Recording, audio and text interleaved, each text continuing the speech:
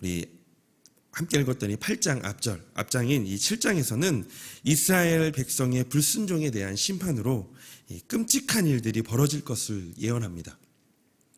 오늘 함께 읽었더니 본문 8장은 하나님의 규례를 모르면서도 아는 줄로 착각하다가 이 하나님의 진노 가운데 있게 되는 유다의 모습을 우리가 함께 보게 되어지는데요.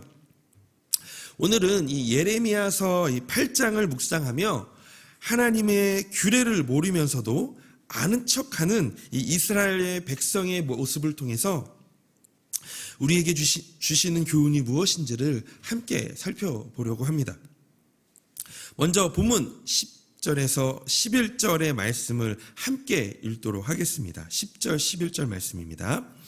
그러므로 내가 그들의 아내를 타인에게 주겠고 그들의 밭을 차지할 자들에게 주리니 그들은 가장 작은 자로부터 큰 자까지 다 욕심을 내며 선지자로부터 제사장까지 다 거짓을 행함이라. 그들이 딸 내 백성의 상처를 가볍게 여기면서 말하기를 평강하다 하나 평강이 없다다. 10절 11절은 이 이스라엘의 상태를 보여주는 듯합니다. 작은 자로부터 큰 자까지 다 욕심을 내고 거짓을 행하고 있습니다. 이스라엘의 상태를 한마디로 평강이 없다입니다. 그들이 평강이 없게 된 이유는 무엇일까요? 그들이 평강이 없게 된 이유는 첫 번째로 여호와의 규례를 알지 못했기 때문입니다. 4절에서부터 이 7절까지의 말씀에 보면 그 이유에 대해서 우리가 함께 볼 수가 있는데요. 4절, 5절, 6절, 7절을 우리 함께 다시 한번 더 읽어보도록 하겠습니다. 너는 또 그들에게 말하기를 여호와의 말씀에 사람이 엎드려지면 어찌 일어나지 아니하겠으며 사람이 떠나갔으면 어찌 돌아오지 아니하겠느냐. 이 예루살렘 백성이 항상 나를 떠나 물러감은 어찌함이냐. 그들이 거짓을 고집하고 돌아오기를 거절하도다. 내가 귀를 기울여 들은즉 그들이 정직을 말하지 아니하며 그들의 악을 뉘우쳐서 내가 행한 것이 무엇인고 말하는 자가 없고 전쟁터로 향하여 달리는 말같이 각각 그 길로 행하도다. 공중의 학은 그 정한 시기를 알고 산비둘기와 제비와 두루미는 그들이 올 때를 지키거늘 내 백성은 여호와의 규례를 알지 못하는도다. 아멘. 이 여호와의 규례를 알지 못하면 하나님께로 돌아가지 않습니다. 사람이 넘어지면 일어나려고 하고 어디론가 떠나면 다시 돌아오는 것이 당연한 이치입니다.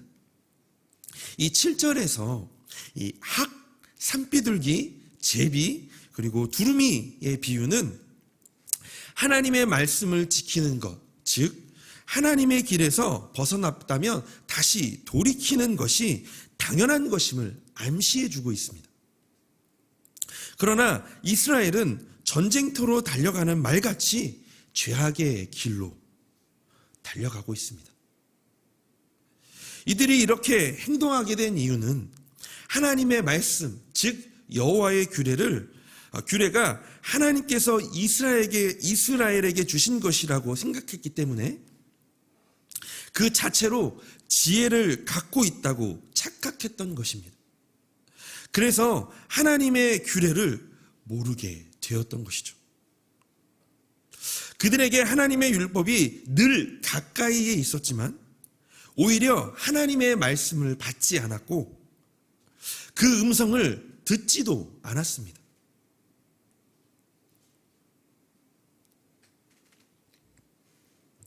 그래서 하나님의 규례를 모르게 되었던 것입니다.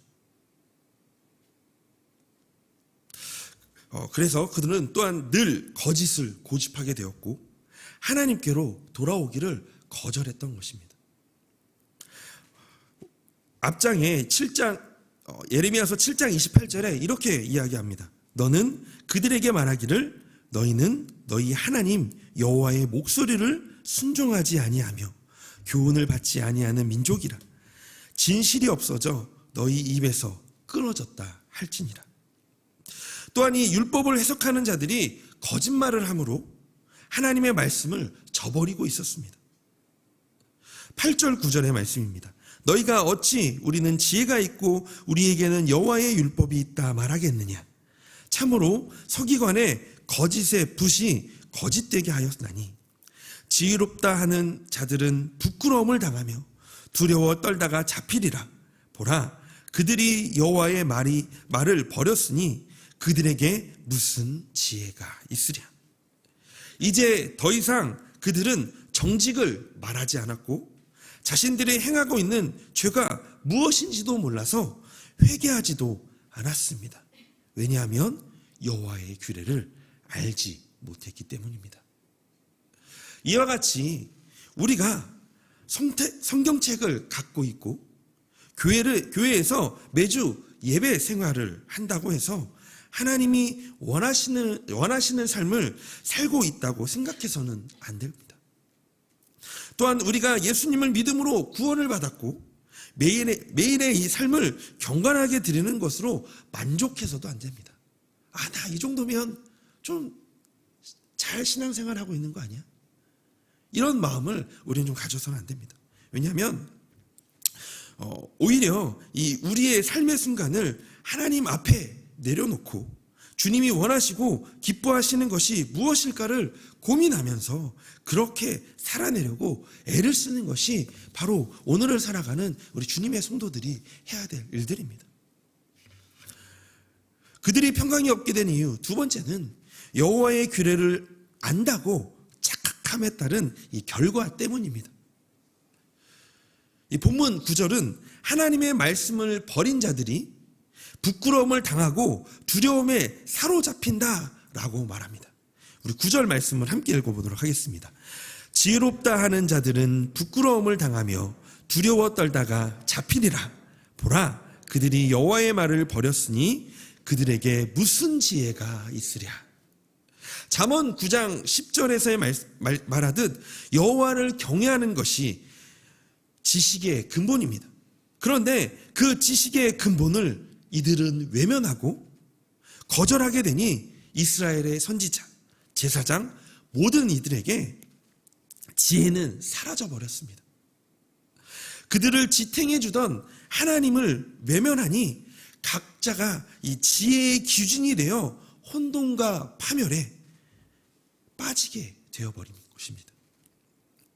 10절 말씀입니다. 그러므로 내가 그들의 아내를 타인에게 주겠고 그들의 밭을 그 차지할 자들에게 주리니 그들은 가장 작은 자로부터 큰 자까지 다 욕심을 내며 선지자로부터 제사장까지 다 거짓을 행함이라. 자신이 기준이 되고 자신이 지혜의 근본이 되어 자신이 원하는 대로 타인의 것을 빼앗습니다. 서로 욕심을 냅니다. 서로 거짓의 관계를 만들어 버립니다. 결국 그들에겐 평강이란 존재하지 않습니다. 11절 말씀입니다.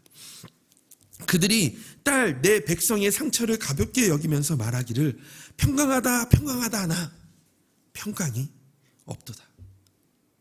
이렇게 행동하는 이들에게 하나님은 말씀하십니다. 우리 12절 하반절 말씀인데요. 그러므로 그들이 엎드러질 자와 함께 엎드러질 것이라. 내가 그들을 벌할 때에 그들이 거꾸러지리라. 여호와의 말씀이니라. 여호와의 규례를 잊어버린 이들에겐 심판이 기다리고 있습니다. 오늘 함께 봤던 이 예레미야서 8장 4절에서 12절의 말씀을 정리하면 이렇습니다. 본문은 지식의 근본이 되는 하나님을 외면하고 스스로 잘하고 있다고 착각 속에 살며 돌이키지 않는 이스라엘의 모습을 보여줍니다. 또한 그렇게 하나님의 말씀을 외면하고 돌이키지 않아 생겨지는 문제들도 함께 보여주고 있습니다. 결국 그들은 서로를 파멸과 혼돈으로 이끌어갑니다. 또한 하나님의 심판이 그들을 기다리고 있습니다. 언제 불안함을 느끼실까요? 어떤 시점에서 삶의 염려가 찾아오실까요?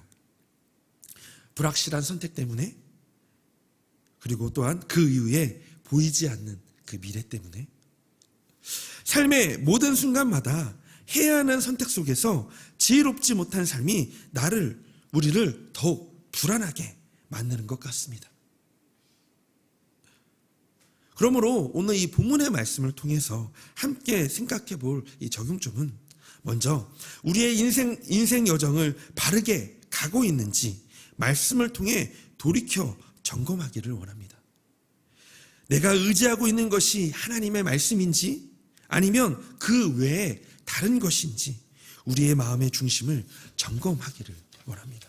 두 번째는 마음의 중심을 점검하며 하나님의 말씀이 아닌 다른 것이 우리의 마음을 차지하고 있다면 다시 하나님의 말씀으로 돌이키는 결단이 있기를 원합니다. 회개의 마음은 성도가 소유해야 할 신앙의 삶의 기본 자질입니다. 그래서 오늘도 지식의 근본이신 하나님만을 의지하며 오늘 일하는 하루를 선하게 인도하실 것을 기대하기를 소망합니다. 찬양의 가사처럼 주가 일하시네 주께 아끼지 않는 자에게 주가 일하시네 신뢰하며 걷는 자들에게 이 가사의 고백이 삶의 고백과 삶의 실천이 되어 오늘도 주님으로부터 오는 이 세상에 줄 수 없는 평안을 누리는 하루가 되기를 주님의 이름으로 소망합니다. 그래서 함께 오늘은 이렇게 기도하면 어떨까요? 첫 번째는 하나님, 인생의 여정을 주님과 같이 하고 싶습니다. 늘 불안함 속에 있는 나를 하나님의 말씀으로 채워주시옵소서. 의지하고 순종하는 자의 길이 가장 복된 길이고 평안의 길임을 맛보는 하루가 되게 하여 주시옵소서라고. 두 번째는 말씀에 순종하며 신뢰하며 걷는 자와 동행하여 주시옵소서. 익숙함에서 벗어나게 하시고 늘 새롭게 부어주시는 하나님의 은혜로 채우며 살아가는 하루가 되게 하여 주시옵소서. 우리 그렇게 함께 기도하는 시간 되기를 원합니다. 함께 기도하겠습니다. 하나님, 오늘도 주님의 말씀이 말씀으로 우리 오늘 하루를 살아가기를 원합니다. 하나님, 인생의 여정을 주님과 함께 하고 싶습니다. 늘 불안함 속에 서 있는 우리를 하나님의 말씀으로 채워주시옵소서. 의지하고 순종하는 자의 길이 가장 복된 길이고 평안의 길임을 맛보는 하루가 되게 하여 주시옵소서.